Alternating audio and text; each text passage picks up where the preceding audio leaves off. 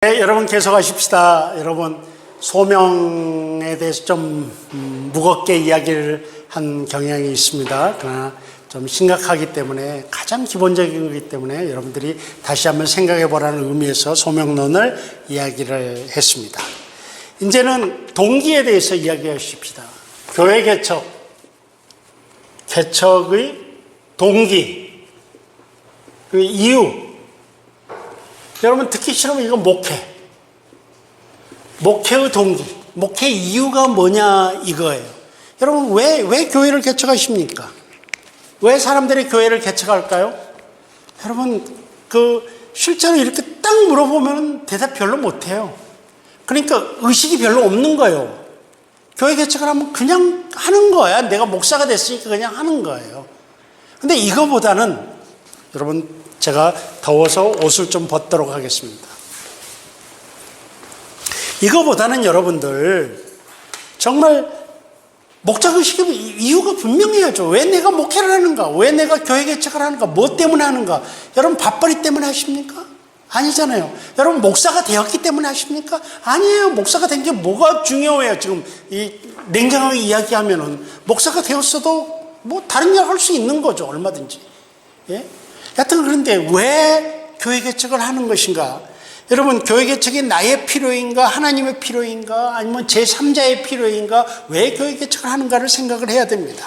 여러분들 지금 여러분들은 숙제 과제물을 제시하지 않지만 여러 번 이야기했죠. 2년 전까지만 해도 개척 목회자 인터뷰 과제물이 있었습니다.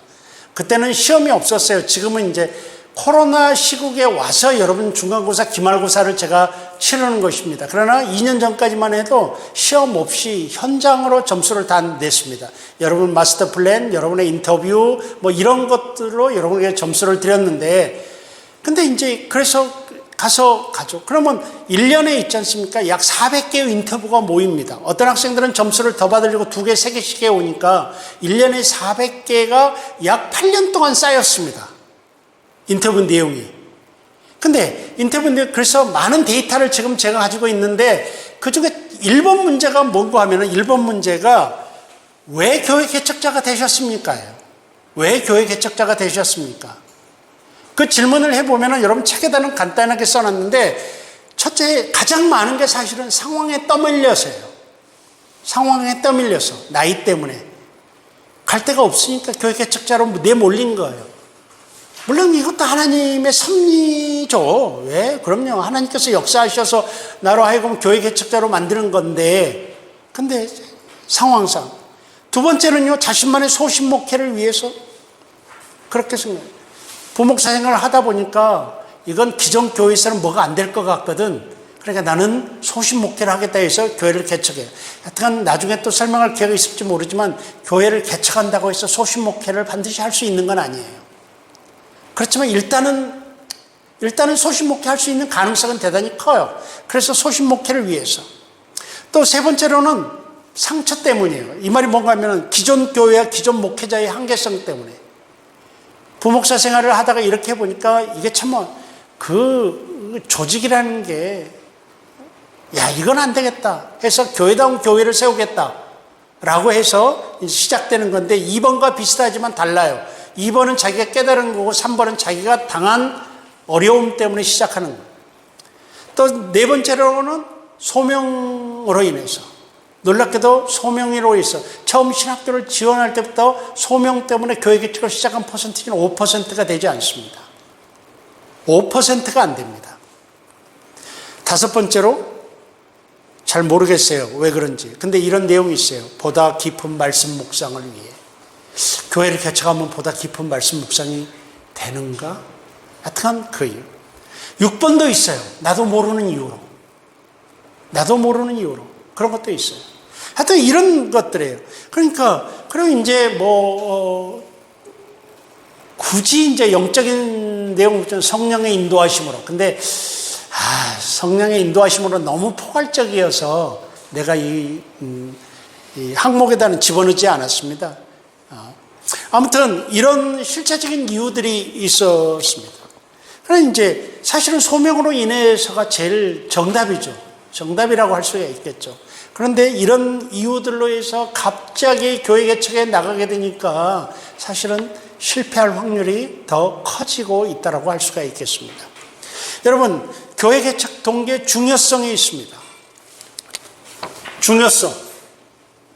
교회 개척 동기가 중요하죠. 뭐든지 동기가 중요하죠. 우리가 무엇을 하는지. 근데 이제 사도행전 8장에 기록된 사마리아 성의 마술사 시몬을 우리가 기억해 봅니다. 시몬은 전형적인 종교 사업가였습니다. 베드로는 그에게 말하기를 하나님 앞에서 네 마음이 바르지 못하니 라고 했어요. 이건 동기가 불순하다는 얘기예요. 시몬은 그걸 돈 주고 살려고 했지 않습니까? 아, 그건 놀라운 거거든요. 아주 그냥 저것만 받으면 베드로가 사용하는 저 성령만 내가 사용할 수 있게 되면 떼돈을 벌 수 있겠거든요. 여러분, 종교사업가 앞으로 큰 비즈니스가 됩니다. 언젠가 제가 이제 오래된 이야기인데요. 지금 그 현상이 일어나고 있어요. 미국에서 비행기를 타고 가는데 옆에 어떤 사람이 앉았어요. 근데 내가 성경을 보고 있으니까 나한테 패스터냐고 물어보는 거예요. 그래서 그렇다가 패스터라고 그랬는데 자기는 비즈니스맨이래요. 그러면서 여러 이야기를 하다가 앞으로 21세기 때 가장 유망한 비즈니스가 뭔지 아냐고 나한테 물어보는 거예요. 제가 그걸 어떻게 아냐고 그랬더니 종교 비즈니스래요. 그 사람이 하는 말이. 근데 지금 그 말이 맞아요. 종교를 통한 장사. 근데 그 모형이 마술사 시몬에게서 나와요. 마술사 시몬이 가지고 있었던 생각이 종교를 통해서 돈을 벌고자 하는. 여러분, 이 땅에 얼마나 종교 사업가들이 없다고 말할 수 없지 않겠어요, 여러분? 우리 주변에도 종교 사업가, 목사의 칭호를 사용하고 교단의 칭호를 사용하고 교회라는 간판을 달고 있지만 실제로는 종교 사업가, 시몬의 동기 이를 갖고 있는 분들이 없지 않다고 말하지 않을 수 없지 않을. 그래서 이제 시몬에게 말하기를 네 마음이 바르지 못하니 이 도에는 내가 관계가 없고 분깃될 것도 없느니라 라고 사악한 동기를 말하고 있어요. 그래서 여러분, 목회의 동기가 정말 중요해요. 그리고 그 동기는 안 바뀌어야 돼요. 신학교 문을 나갈 때 동기가 불순하지 않아요. 대부분 바른 동기로 나가요. 근데 목회 현장에서 그 동기가 바뀌는 거예요. 나중에는 있잖아요, 그 동기가 바뀐 줄도 모르고 바뀐 동기로 목회하면서 성경대로 목회하고 있다고 생각을 해요. 이게 우리 인간의 어떤 연약성일 수도 있습니다. 여러분, 목회했다가 목회의 실패하게 되면요, 이것은 목회자 자신의 문제만이 아니라 그 목회에 동참했던 수많은 영혼들의 문제가 돼요. 그렇기 때문에 동기가 정말 중요해요. 그렇기 때문에 동기가 진짜 중요해요. 교회 개척했다가 문 닫으면은요, 그 교회 개척, 그 교회가 하나 생겼다 없어지는 그런 것이 아니에요. 그 파괴력은 상당히 커요. 그러니까 그 동기가 정말 중요합니다.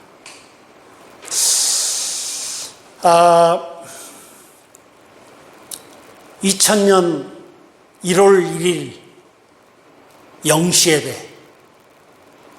예배를 통해서 2000년 1월 1일, 그러니까 12월 31일 자정 송구 영신 예배를 통해서 제가 교회를 개척했어요. 2000년. 지금 몇 년도죠? 2021년인데 21년 전 사건이에요. 교회를 개척했어요. 하나님이 정말 특별하게 나를 이끄셔서 이 교회 개척으로 인도했기 때문에 저는 교회 개척을 딱 시작하게 되면은 그냥 하나님께서 그냥 어마어마하게 그냥 뭐가 일사천리로 막 다 그럴 줄 알았어요. 내 동기 순수했죠. 내가 생각하기에 순수했죠. 하나님이 나를 밀었죠. 제가 여러분 어떻게 교회 개척하겠다는 이야기 했습니까? 그 이야기를 안 하니까 반응이 없구나. 근데 그 이야기까지는 못해. 시간이 없어서. 아무튼 저에게요, 고넬료 사건이 일어났어요. 베드로와 고넬료 사건. 그래, 고넬료가 저를 찾아왔다니까요. 그 사건이 있었어요. 정말 하나님의 그 목회에 대한 열정과 이런 것으로 공부도 지금 논문 써야 되는데 아무것도 안 하고 그냥 그러고 막 고민하고 있었던 차에 고넬료 사건이 저에게 일어나서 순간 이제 이렇게 교회 개척으로 나가게 됐습니다. 그러니까 하나님이 그렇게 인도하셨는데 내 교회 개척 목회가 아주 순탄할 줄로 생각했습니다. 그리고 시작을 했어요. 사기 충천하고 의기 충천하게 했어요. 근데요, 2월 달이 됐어요. 2월 달이 됐는데 교회를 개척하고 이제 이렇게 2월 달이 됐는데 그동안 몇 사람이 모였어요. 근데 가만히 보니까 정말 우리 생각은 정말로 사용할 것이 없는 사람들이 모여요. 2달 동안에 낙심이 되는 거예요. 저런 사람들하고 어떻게 교회 개척을 하나. 새 교회가 생겼다니까 사람들이 왔어요. 근데 대부분 온 사람들이 더 이상 갈 교회가 없는 사람들이 와요. 이런 사람들이. 그래 낙심이 너무 되는 거예요. 저 사람들은 내가 알고 있는 지식, 내가 알고 있는 경험으로 보면 저런 사람들은 개척교회 멤버로서는 자격이 없는데 그런 사람들이 몇 사람 모여요. 그래서 생각할 때 이거 안 되겠는 거예요. 2월 달에 딱 됐어요. 제가 있잖아요. 하나님 앞에 이제 오늘 2월 10 며칠 날 새벽에 나가서 기도하러 하나님께 교회 폐쇄 보고를 하러 갔어요. 내가 생각하기에, 이성적으로 생각하기에 교회를 문을 닫으려면 빨리 닫는 게 좋아요. 그래야지 후에 다른 사람이 와서 개척하는데 내 앞선 경험이, 앞선 현상이 장애 요소가 안 돼. 그래서 2달 동안 딱 해보니까 안 될 것 같아서 하나님 앞에 교회 폐쇄 보고를 하러 나갔습니다. 여러분, 대성통곡을 하고 하나님 앞에 그냥 싸움을 걸었죠. 여러분, 하나님께 제가 싸움을 걸었죠. 하나님이 이럴 수가 있습니까? 하나님이 나를 이렇게 보냈고 이렇게 인도했는데 도대체 이게 뭡니까? 하나님, 나 교회 문 닫아야 되고 아무리 생각해도 내가 지금 닫는 것이 모두에게 좋습니다. 그러고는 그냥 대성통곡하고 하나님하고 시비를 걸고 싸움을 하고 약간 그렇게 한 몇 시간 간 것 같아요. 그냥 때로는 말로 생각으로 그냥 그 자리에 앉아. 하나님께서 그 이야기를 다 듣고 계셔요. 그리고 내가 마음이 좀 후련해져요. 그러니까 결정도 했으니까. 그리고 하나님이 허락하시는 것 같아요. 문 닫으려고. 그런 것 같아요. 여러분, 지금 내가 너무 영적으로 이야기하지 않고 있죠? 예, 수업 시간이라 이거 어디 가서 간증하면 얼마나 막 화려하게 막 성령이 어쩌고 그럴 텐데 지금 그러지 않으려고 애쓰고 있습니다. 지금 제가 그러고 있는 거예요. 전부 다 내 마음속에 있는 싸움이죠. 이런 것들이. 그러고 하나님 이제 됐습니다. 그러고 이제 하나님 앞에서 물러서려고 하는데 갑자기 제 마음이 딱 생각이 오는데, 야, 너 왜 교회 개척했는데?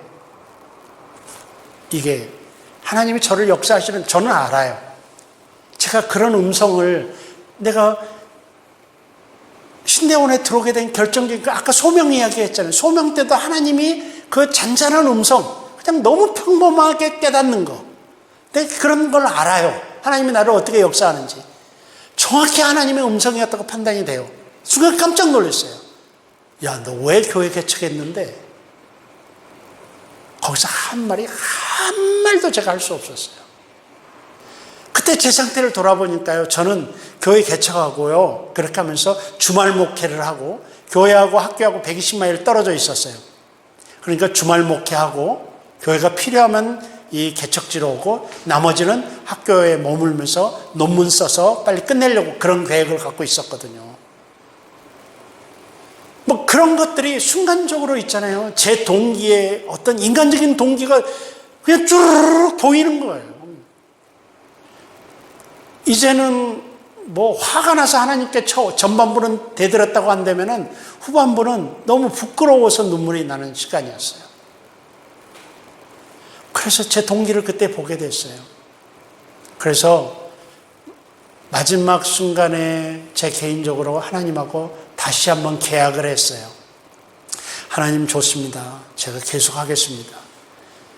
나를 하나님께 팔겠습니다. 물론 내가 하나님 것인 줄 압니다. 그러나 이 순간 내가 다시 하나님께 팔겠습니다. 그 대신 하나님은 저에게 값을 지불해 주십시오. 제 목회가 잘 되도록 그 값을 지불해 주십시오. 라고 하나님과 계약을 했어요. 이건 전부 다 내 내면에서 일어나는 현상이었죠, 전부 다.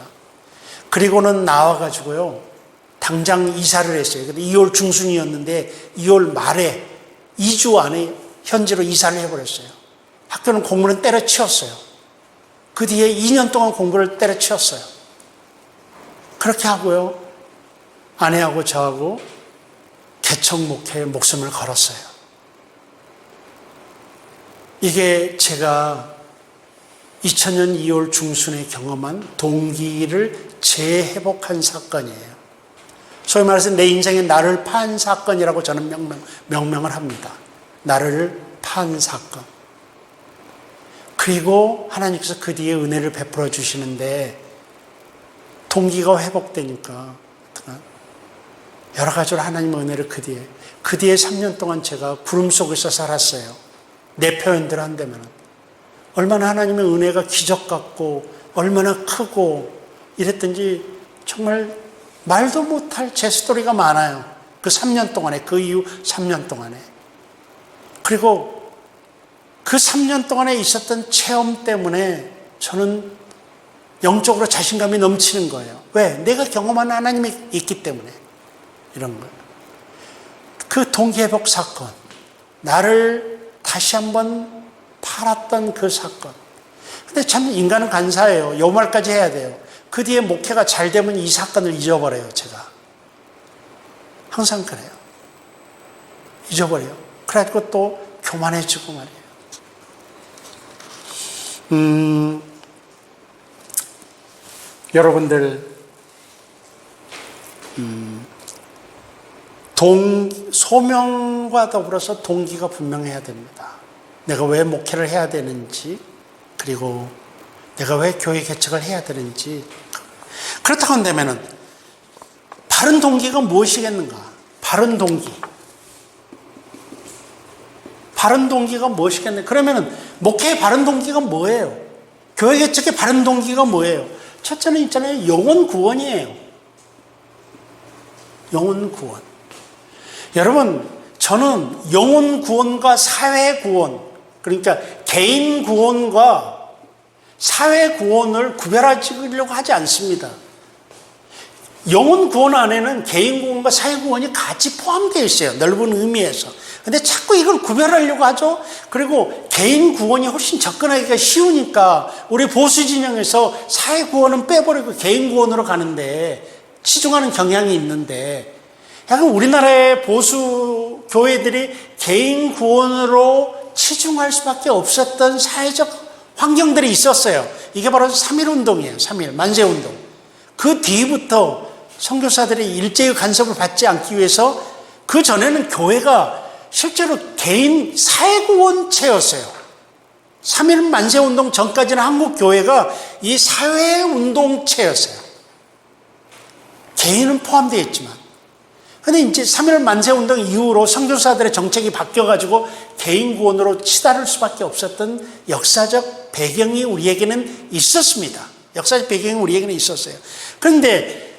그래서 자꾸 비판을 받아요, 우리가. 사회의 문제는 무관심한다고. 그런데 저는 구별하지 않으려고 합니다. 영혼 구원 안에 사회 구원까지 포함되어 있다고 보는데, 이 영혼 구원을 위해서 교회가 존재하는 것입니다.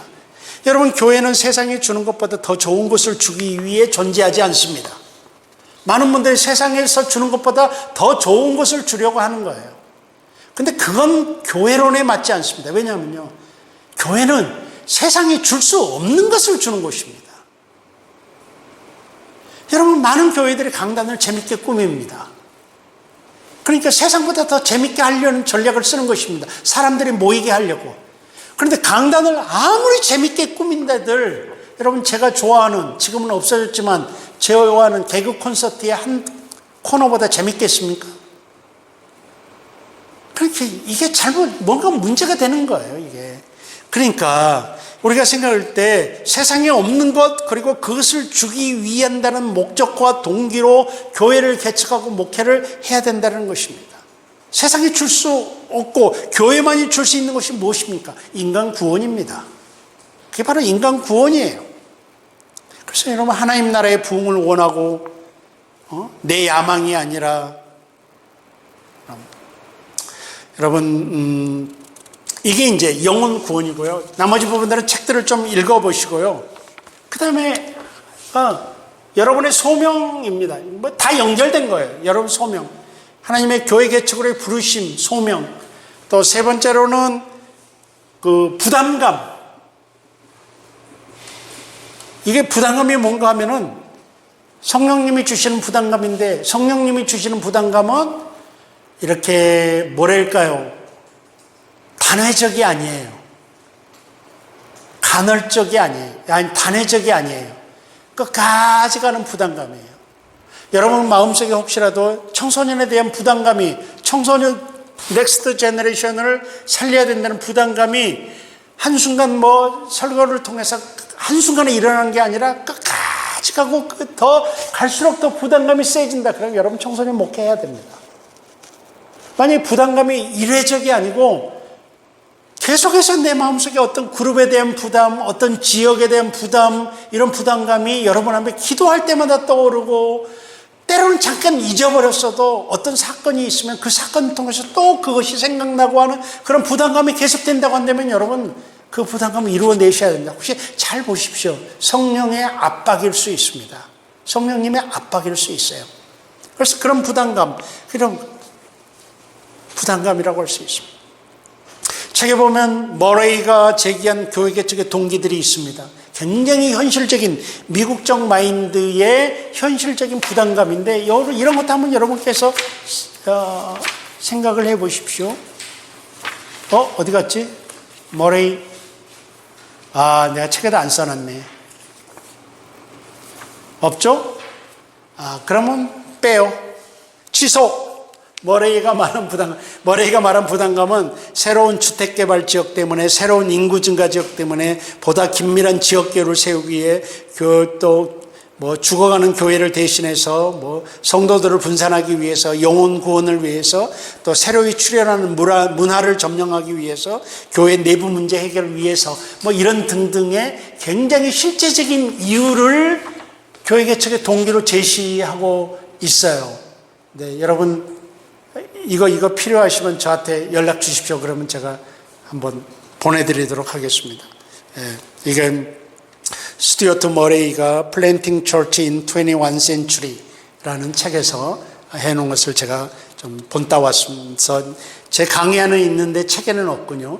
그럼 훗날에 내가 공부하다 발견해서 책에다는 못 싣고 강의 안에다만 실어놓은 것 같아요. 여러분, 자, 위험한 동기. 첫째, 자기 분노. 둘째, 자기의. 셋째, 자기 성취. 넷째, 자기 욕심. 또 다섯째, 자기 만족. 여섯째, 자아도취. 이런 것들은 위험한 동기입니다. 근데 뜻밖에도 많습니다. 이런 동기들이. 그러면은 자기 분노는 뭐냐? 이 사람들하고는 도저히 목회를 할 수 없으니 차라리 개척하자.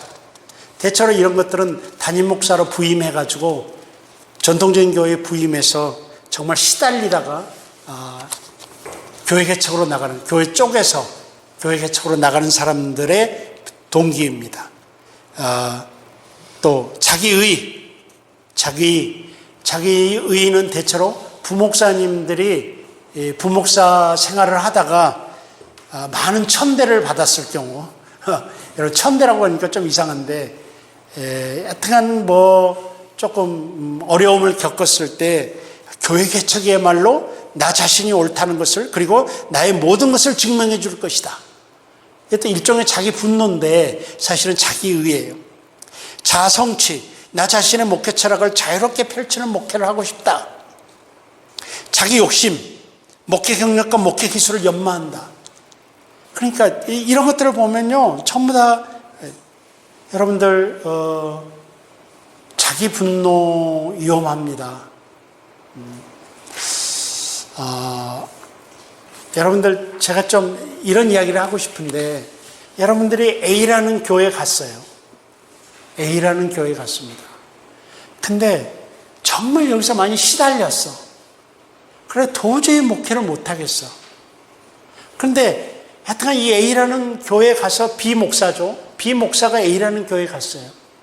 그래서 하다가 보니까 어차피 B 목사로 인해서 B를 따르는 사람과 B를 따르지 않는 기존 세력과의 교회는 벌써 이미 두 조각이 난 상태예요. 근데 도저히 목회를 못해. 그러면 방법이 뭐냐? 자기를 따르는 요 그룹을 데리고 나와서 C라는 교회를 개척하는 게 일반적이에요. C라는 교회를 개척하는 게 일반적이야.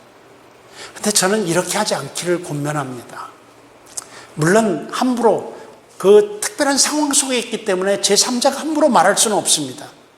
그래서 여러분들 함부로 비판하지 마십시오. 저 목사가 교회 쪽에서 나와서 개척했다라고 함부로 비판을 하지 마십시오. 다 그 특별한 상황에 있을 것입니다. 근데 저는 제가 여러분들에게 혹시 여러분 중에 분명히 이런 케이스들을 겪게 될 것입니다. 여러분 중에 많은 분들이 이런 케이스를 겪게 될 것입니다. 그렇게 됐을 경우에 여러분 교회를 분리시키십시오. 그러나 여러분들이 담임 목사로는 가지 마십시오. 여러분들이 담임 목사로는 가지 마십시오. 교회를 어차피 두 조각이 났어요. 이제 자기가 떠나도 이 교회는 안 돼. 그리고 많은 성도들이 목사님 나가서 개척합시다 이렇게 된단 말이에요. 하여튼 교회는 쪼개져요. 어차피 현실적으로. 그렇다고 해서 여러분이 이 교회에 담임 목사를 안 갔으면 좋겠어요. 청빙 절차를 거쳐서 담임 목사를 모시게끔 하는 게 여러분 이 B라는 목사나 새로 생기는 C라는 교회나 새로 떨어져 나가는 C라는 교회에 속하는 성도들의 모두에게 좋아요. 왜냐하면요 분노와 상처로 나갔잖아요. 이 B라는 목사 설교가 화살이 됩니다. 분노가 해결이 안 되니까. 그리고 A라는 교회에게 우리가 성공하고 옳았다는 것을 보여주어야 돼요. 그러나 심리적 압박감이 있어요. 모든 성도가 따라 나온 성도가. 그렇다고 했을 때 무리수를 쓰게 돼요. 이건 여러분 정확히 여기에서 벗어나는 갈라진 교회의 향방이 여기서 벗어난 경우가 없습니다. 그리고 여러분 따라나간 이 B라는 목사는 한 번 상처를 당했기 때문에 성도들을 옥죄게 되고요. 성도들도 거기서 방어하는 기술이 늘어요. 여기서부터. 그러니까 여기서 C라는 교회에 가서 B라는 목사와 사이가 또 나빠져요. 그러니까 있잖아요. 한 번 쪼개져서 나간 교회는 또 쪼개지고 또 쪼개지고 하는 역사가 반복돼요. 이게. 그러니까 여러분은 안타깝겠지만 B라는 목사 입장에서는 억울하고 안타깝지만 자신을 위해서나 뭐를 위해서나 교회가 쪼개졌다 했을 때 가지 말고 이 교회에서 청빙 절차를 거쳐 새 목사님을 모셔오도록 하는 게 좋습니다. 그리고 자기는 하나님의 주시는 또 다른 기회를 생각하는 게 좋습니다. 여러분이 부목사로 갔습니다. 부목사로 갔습니다. A라는 교회에 여러분이 부목사로 갔습니다.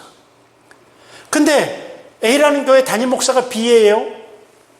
B 목사가 정말 담임 목사인데 목사답지 않아. 그런 경우가 있어요. 목사답지가 않아. 아무리 봐도 신학적으로도 그렇고 인성적으로도 그렇고 문제가 있어. 그러니까 성도들이 자꾸 와요. 이 부목사인 C에게 와요. 와가지고 우리 목사님 옳은 거냐고, 우리 목사님 바른 것이냐고 자꾸 물었게 돼요. 근데 C가 자기가 보기에도 신학적으로도 안 맞고 담임 목사가 틀렸거든. 여러분 어떻게 하시겠습니까? 그만두는 게 제일 빠른 방법이겠죠, 그 교회를. 근데 그렇게 안 될 경우면 세월이 지나면서 자연스럽게 이 C 부목사가 담임 목사를 반대하는 세력의 리더가 되어 있을 경우가 있어요.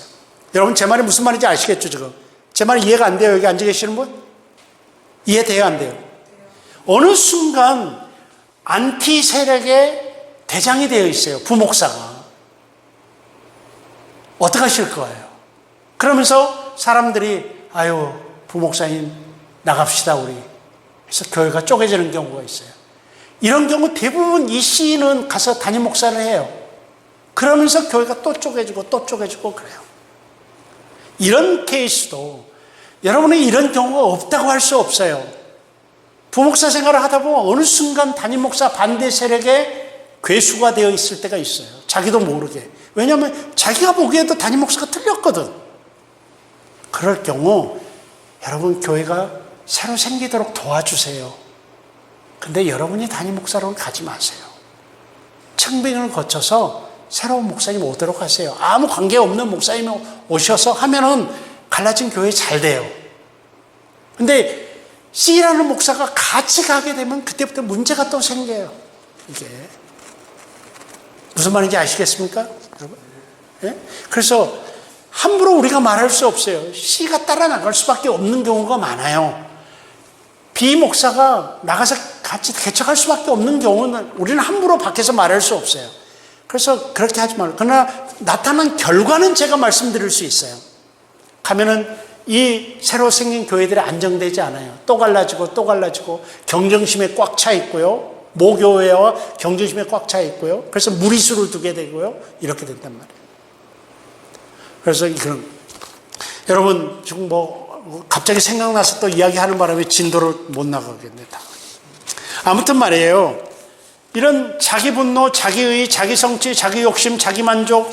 여러분 이 이 자기 욕심도 굉장히 문제예요. 여러분 페이퍼 컴퍼니가 뭐죠? 페이퍼 컴퍼니? 유령이잖아요. 여러분 페이퍼 처치라는 말을 들어보셨어요? 여러분 이민사회 속에서는 있어요. 명함 속에만 있는 교회. 명함 속에. 그 사람 명함 속에만 있는 교회. 왜 그런지 아세요? 담임 목사로 청빙 받아가려고. 담임 목사로 청빙 받으려면 담임 목사 경력이 필요하거든요. 대체로. 근데 그 경력을 만들기 위해서 페이퍼 처치를 만들어. 그래가지고 이거 정말 기가 막힐 노릇이죠. 이게 이런 것들이. 자기 욕심이죠. 이런. 여러분 이런 자아도취 큰 목회를 이루어 명성과 자신을 드러내겠다. 아이고 그렇습니다. 자,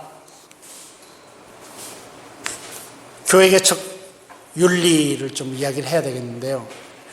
후반부 강의를 전반부 강의를 제가 50분을 넘게 했고 후반부 강의를 32분째 지금 하고 있어요. 그래서 저는 좋은 교수가 되기 위해서 여기서 끝내야 되겠습니다. 합쳐서 제가 80분 안 넘기려고 작정하고 있거든요. 그러니까 여기서 끊겠는데 교회 개척 윤리에 대해서는 꼭 제가 해야 될 말이 있습니다. 그래서 다음 주에 좀 하겠습니다. 이 부분은 다음 주에 좀 앞에서 하고요. 그리고 그 다음 주제로 넘어갈 수 있도록 그렇게 하고자 합니다. 아무튼 이제 수업을 여기서 정리를 하겠습니다. 여러분 오늘 소명론 그리고 교회 개척의 동기 이 두 가지를 다루었습니다. 소명론은 여러분 다시 한번 잘 생각해 보시고요. 교회 개척의 동기도 얼마나 좋다는 거예요. 여러분들 제가 해준 간증만 기억하면 의미가 없어요. 간증은 잊어버리세요. 제 경험은 잊어버리세요. 그리고 그런 건 잊어버리고 내용이 있어서 이런 내용들을 여러분에게 좀 점검해보고 적용해보고 하면 좋겠다 이런 생각이 듭니다. 그래요. 수고하셨습니다. 여러분 여기서 수업 마치도록 하겠습니다. 감사합니다.